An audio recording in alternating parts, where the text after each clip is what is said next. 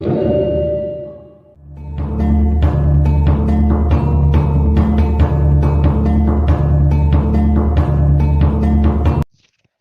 sebuah desa kecil, Suya yang penasaran dengan cerita Telaga Warna mencoba meyakinkan ayahnya, Bapak, untuk membawa dia ke sana.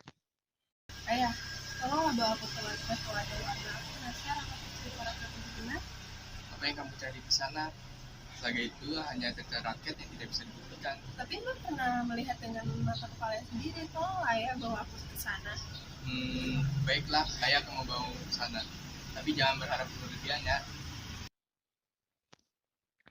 Mereka pun pergi ke Telaga Warna dan bertemu dengan Mbah.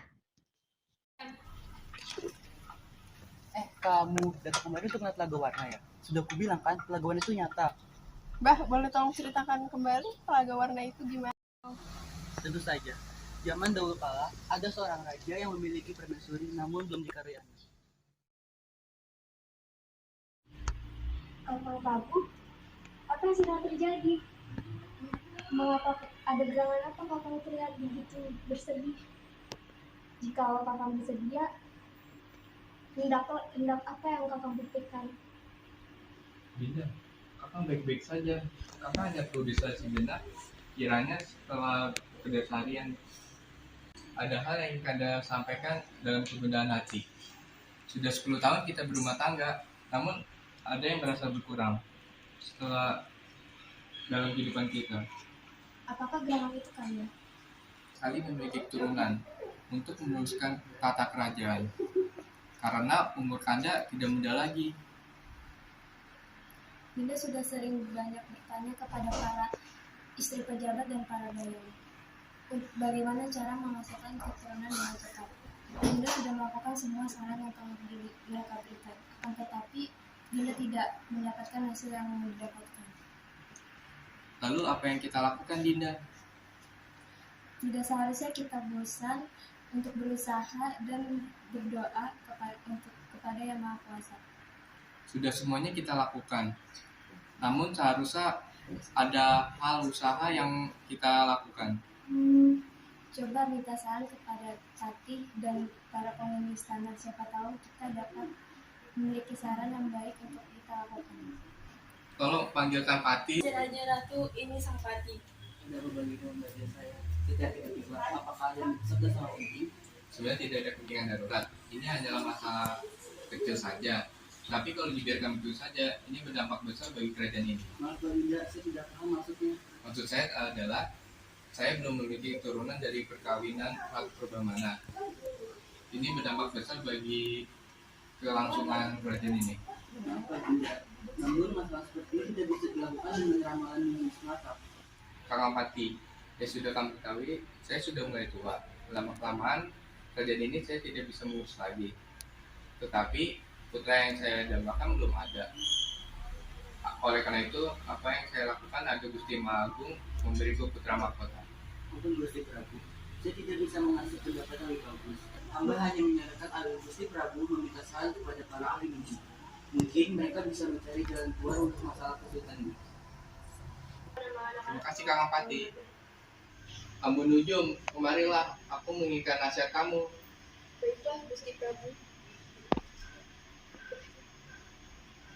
Yang sudah kamu dengar, aku memiliki masalah. Apa yang harus aku lakukan agar dikaruniai seorang anak? Semua upaya yang kami lakukan, tapi belum ada hasilnya. Ampun Gusti Prabu, Gusti tidak perlu bersedih. Menurut perhitungan saya, masih ada cara yang dapat dilakukan agar Gusti Prabu diberi keturunan. Benarkah demikian, Ambu?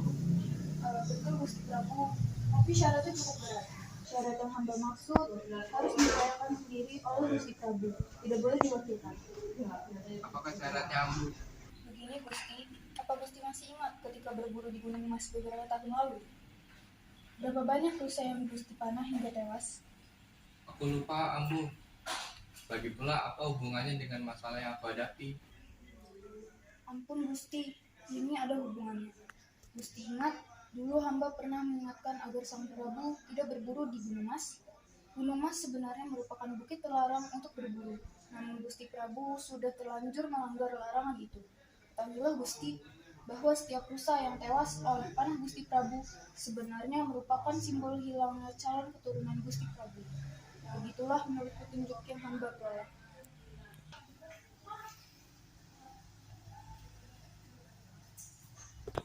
Lalu, apa yang aku harus lakukan, Ambu?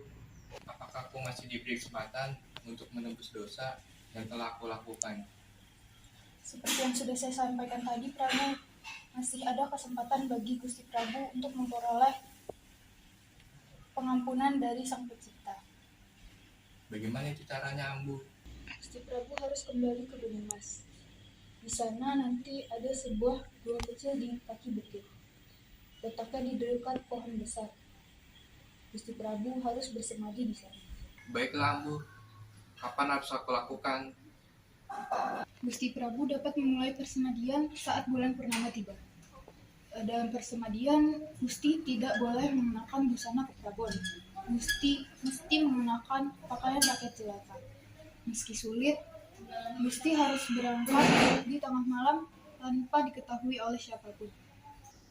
Terima kasih, Ambu. Semua persyaratan itu akan aku penuhi. Lalu, berapa lama persemadian yang harus aku lakukan? Ampun Gusti, hamba sendiri tidak tahu berapa lama. Semua bergantung pada kesungguhan hati Gusti Prabu dan kehendak Yang Maha Kuasa. Baiklah, Ambu. Terima kasih atas nasihat dan petunjukmu. Silakan kamu boleh beristirahat. Baik Gusti, hamba pamit undur diri.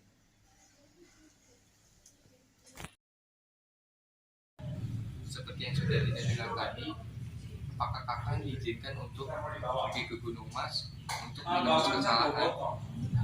Ya sudah tidak izinkan, tapi kamu harus berhati-hati saat bersemadi. Semoga Yang Maha Kuasa mau mengampuni kesalahan yang telah kakak perbuat. Baiklah, tidak. Kakak akan menyiapkan barang-barang untuk bersemadi.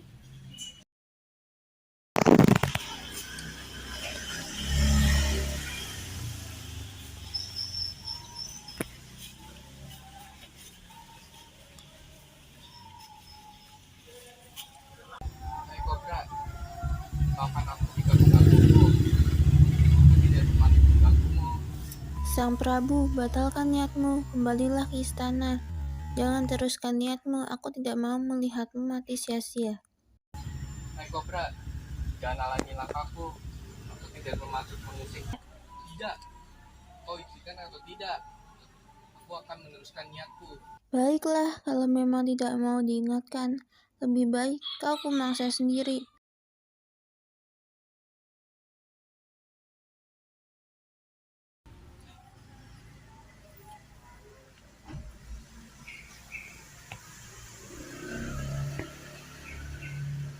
Terima kasih Tuhan, kau telah menganugerahkan kujang emas ini kepadaku.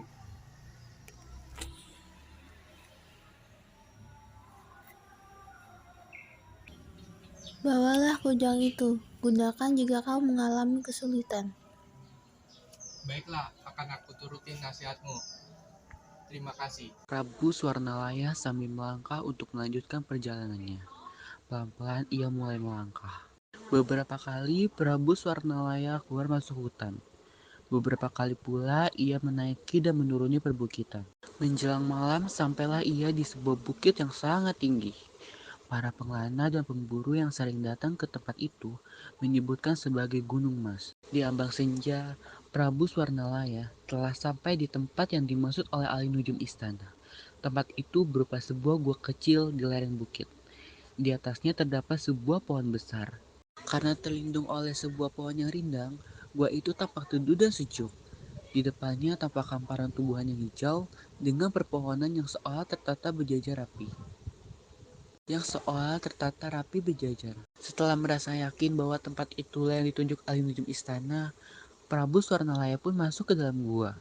Setelah membersihkan tempat itu sepenuhnya, ia pun duduk bersila menghadap keluar.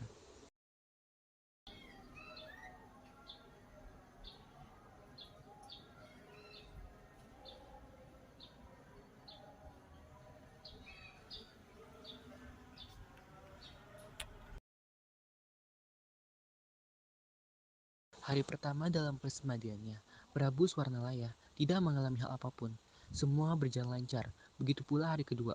Namun, pada hari ketiga, Sang Prabu mulai mendengar suara-suara aneh di sekitar gua. Mula-mula, ia mendengar suara seseorang anak menangis sambil berteriak-teriak. Namun, Sang Prabu tidak terpengaruh dengan suara itu. Jerit suara itu. Sang Prabu hanya mendengarnya lambat-lambat. Ia mencoba menajamkan telinganya. Namun, suara itu tetap tidak terdengar jelas. Bahkan, sesaat kemudian, suara itu tidak terdengar lagi. Sang Prabu kembali berkonsentrasi. Ia memusatkan perhatiannya kepada Sang Pencipta.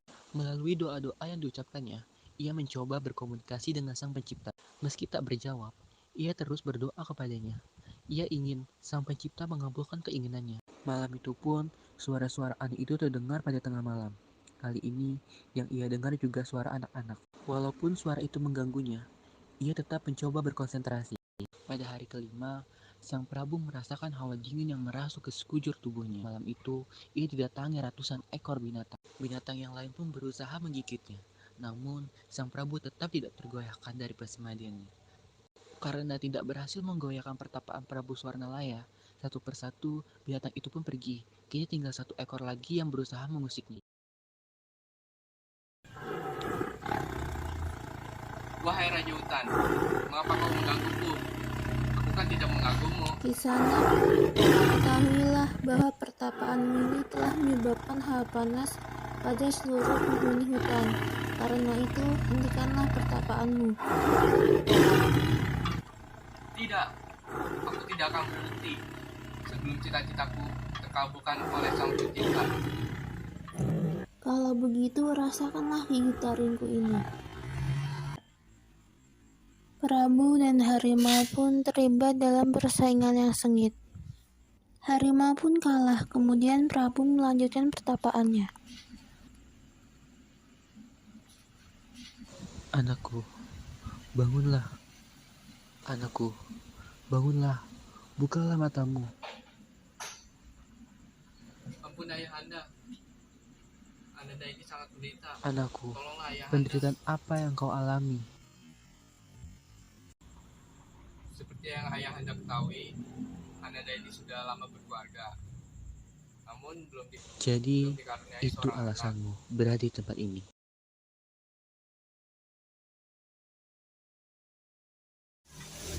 Benar Ayahanda, Ananda ingin sekali memiliki seorang putra. Baiklah, kalau itu keinginanmu anakku, ayah akan membantumu. Sekarang, pulanglah. Akhiri persemadian.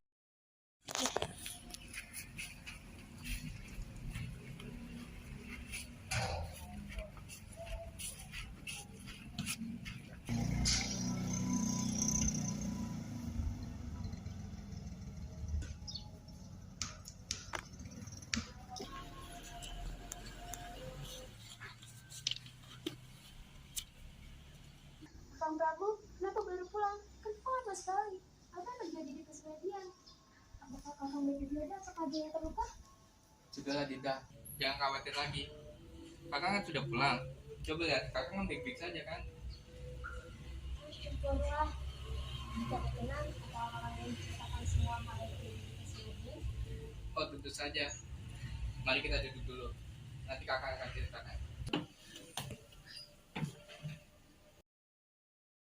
Dinda, masih ingatkah masalah terakhir yang kita bicarakan? Bukankah waktu itu Dinda menyarankan agar Kakang menanyakan kepada ahli nujum istana mengenai cara mengatasi masalah yang kita hadapi? Oh, tentu Dinda masih ingat Kakang. Betul sekali, waktu itu Dinda yang menyarankan agar Kakang menanyakan kepada ahli nujum istana. Nah, saat itu Kakang bersemadi di Gunung Mas. Jadi kesanalah Kakang sama ini pergi. Beberapa bulan telah berlalu, ketika permaisuri dengan para dayang sedang berada di taman untuk menikmati pemandangan. Tak lama berselang, permaisuri tiba-tiba pingsan dan membuat para dayang panik serta melaporkan hal tersebut kepada Prabu. Prabu pun segera meminta agar dipanggilkan tabib istana. Tabib istana pun datang dengan membawa secawan air putih dan berkomat-kamit membaca doa sebelum diberikan pada permaisuri. Syukurlah, Gusti Ratu telah siuman. Ampun, Gusti Prabu. Gusti Permaisuri sebenarnya tidak menderita suatu penyakit apapun. Kalau begitu, mengapa Dinda Ratu pingsan, Ambu? Kondisi tubuhnya lemah, Gusti. Beliau harus banyak istirahat. Selain itu, beliau juga harus banyak makan makanan yang sehat. Itu karena saat ini beliau sedang berbadan dua. Berbadan dua? Maksudmu apa, Ambu? Ampun Gusti Prabu, sebenarnya Gusti Permaisuri saat ini sedang mengandung. Mengandung? Benarkah, Ambu? Betul Gusti. Terima kasih, Ambu Tabib. Sungguh ini merupakan berita gembira bagiku. Dan juga bagi kerajaan Kota Tangguhan. Sudah lama sekali aku menantikan berita ini. Ketika berita kehamilan sang permaisuri mencuat dan sampai di telinga rakyat, beberapa rakyat sedang berkumpul sembari membahas tentang kehamilan sang permaisuri. Itu ibu permaisuri sudah hamil. Ya, didengar-dengar sih udah hamil. Itu permaisuri pura-pura hamil, isi perutnya gayung. Iya bisa jadi. Siapa tahu Prabu sama permaisuri itu cuma berhayal. Jadi hamilnya tuh bohong-bohongan doang. Masa sih? Bisa juga ya. Beberapa bulan kemudian, Prabu merasa bahwa hari tersebut merupakan saat bagi permaisuri untuk melahirkan. Sang Prabu pun meminta untuk dipanggilkan Paraji, dukun beranak. Mungkin ini sudah saatnya melahirkan. Sudah lahir, Mak? Sudah Gusti. Laki-laki atau perempuan? Perempuan Gusti. Cantik seperti Gusti Permaisuri. Syukurlah, Mak. Akhirnya penantianku telah berakhir. Ini merupakan anugerah terindah bagi kita. Dan juga bagi kerajaan Kota Tangguhan. Bagaimana kondisi permaisuri, Mak? Permaisuri sehat, tidak ada masalah. Beliau hanya kelelahan. Syukurlah, Mak.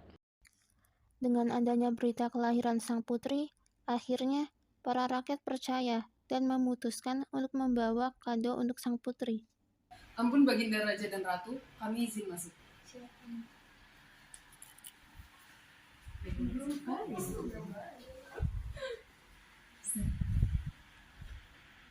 Saya mewakili rakyat kerajaan ingin memberi ucapan selamat kepada Baginda Raja dan Ratu yang telah dikaruniai seorang putri yang cantik jelita.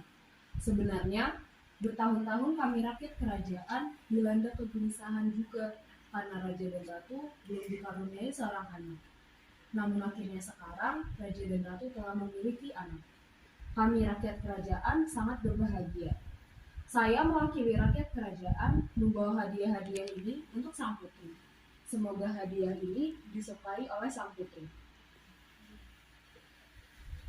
Wah, banyak sekali hadiahnya. Tolong sampaikan terima kasih dari kami untuk seluruh rakyat kerajaan. Baik Baginda Ratu, akan saya sampaikan. Kalau begitu, saya pamit. Permisi.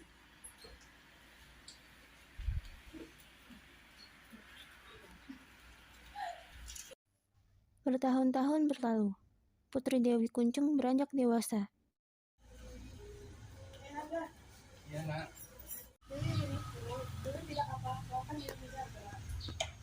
Jangan, Nak. Di hutan sana banyak binatang buasnya. Ada harimau, singa, buaya, dan masih banyak lainnya. Kalau mau percaya, coba tanya Bunda.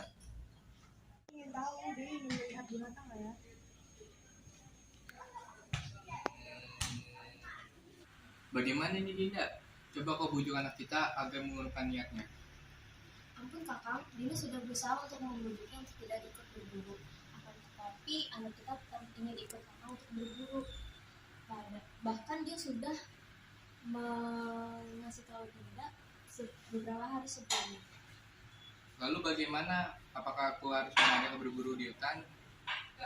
Sekali-kali kan tidak apa-apa. Lagi pula para pengawal juga banyak. Mereka pasti bisa untuk menjaga dan melindungi anak kita saat kakak sedang berburu. Baiklah kalau begitu. Tapi kalau ada apa-apa, Dinda jangan sekali kakang ya. Nah, begitu ya. Baiklah kalau begitu, cepat minta Bunda untuk mengemasi barang-barang kita. Dan jangan lupa membawa makanan kesukaanmu, minuman, dan juga baju hangat. Baiklah ya, terima kasih.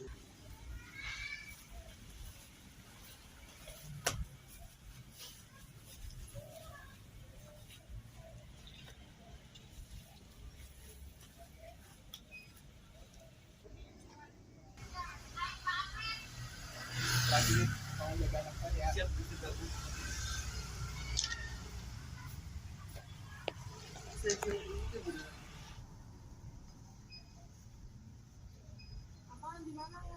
Ayahanda sedang berburu, Gusti Putri.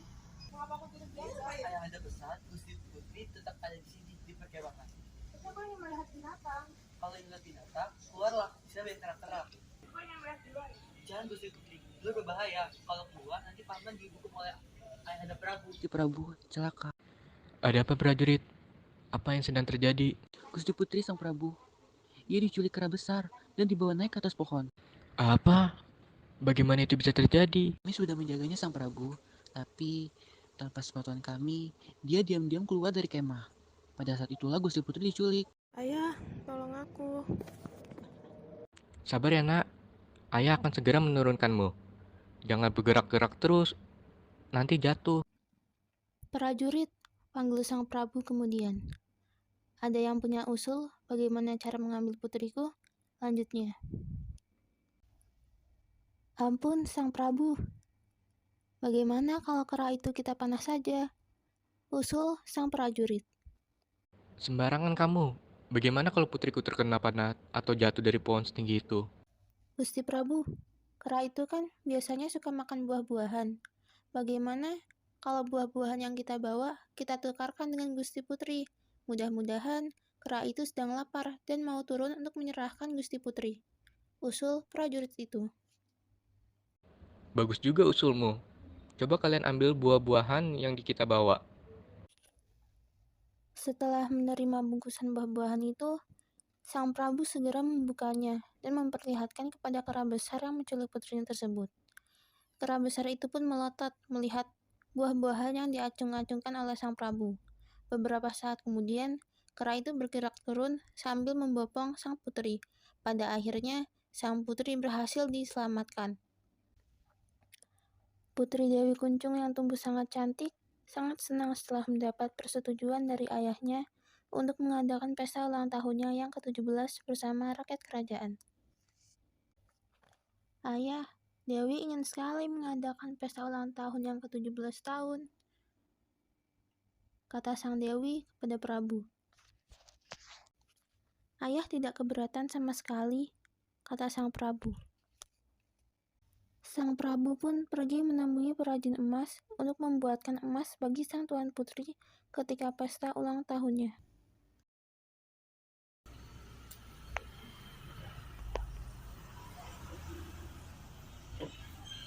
Ada apa Raja? Apa yang bisa saya bantu sebagai pengrajin emas? Jadi gini, Tuan Putri ingin dibuatkan sebuah perhiasan emas. Kamu bisa tidak? Baiklah, akan saya buatkan emas terbaik untuk Tuan Putri. Ini baginda Raja perhiasan untuk Tuan Putri. Terima kasih atas perhiasan emas yang sudah dibuatkan.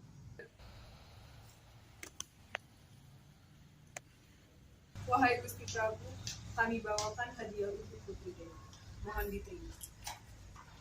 Baiklah, terima kasih rakyatku. Selamat anak, mulai hari ini kamu menjadi putri dewasa.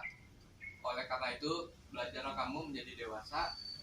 Semoga hidupmu mendapat kebahagiaan. Iya nak, selamat ya. Semoga hidupmu selalu mendapat kebahagiaan. Terima kasih ayah, bunda. Ayah, mana ikan permataku? Oh iya nak, ini indah permata kamu. Terima kasih ayah, anda bunda. Ayah, bunda, aku buka ya hadiahku. Iya nak. Apa ini? Apa ini?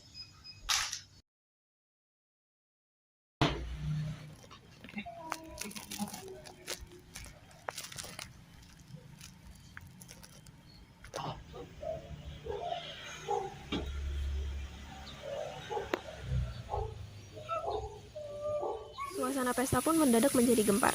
Bersamaan dengan terbenturnya kotak perhiasan itu ke lantai, terdengar gelegar petir menyambar. Suaranya keras seperti ledakan. Suara petir itu menggelegar menyambar atap istana tempat pesta. Atap dan bangunan istana itu pun seketika hancur berantakan. Seiring dengan itu, terjadi pula hujan badai yang sangat lebat. Petir pun terus menyambar-menyambar. Makin lama, air pun menggenang semakin tinggi. Beberapa saat kemudian, seluruh kawasan istana kerajaan Kuta Tanggahan dan sekitarnya tenggelam. Hamparan air yang menggenangi istana itu pun kemudian membentuk sebuah danau atau telaga. Keanehan pun segera terjadi, bersamaan dengan terhentinya hujan badai dan sambaran petir. Air telaga itu berubah menjadi warna-warni. Pesan moral yang bisa didapat dari cerita tersebut yaitu tetap harus berusaha dan berdoa kepada Tuhan untuk mencapai keinginan atau tujuan, walaupun banyak sekali gangguan. Kemudian harus selalu menghargai pemberian seseorang, terutama dari orang tua, karena itu merupakan salah satu wujud kasih sayang, serta harus berpikir dahulu sebelum berbuat sesuatu.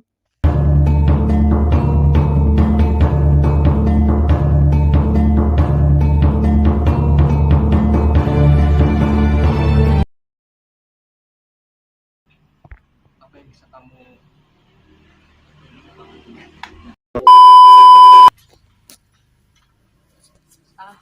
Tunggu. Apakah ada hal penting dan besar? sebenarnya tak ada gunanya lakukan agar Gusti Maha Agung Pun Baginda Raja dan Ratu, kami izin masuk.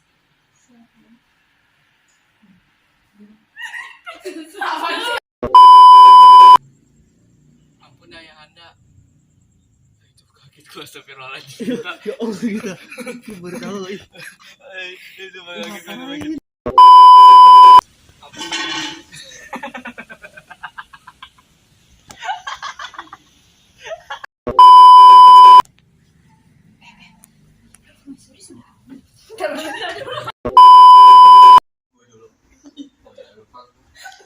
Konsepnya udah dark gitu, bagus.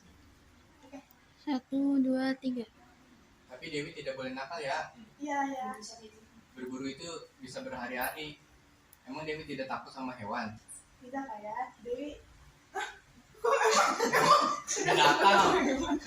Bisa natap dia semua. 2, 3. Lalu Ini behind the scene-nya masukin di belakang. lagi enggak sih? Apa tadi? 1, Memang ini behind the skin masukin behind the skin. scene, tapi Dewi tidak boleh nakal. scene, Sin scene. behind the screen. Baca sendiri lah. Masukin din behind the 1, 2. Cepetan nggak ya? Ngepupurit nggak lu? Ke rumah Faisal cepetan nggak? Ayo. Serius ya lu. masuk ha.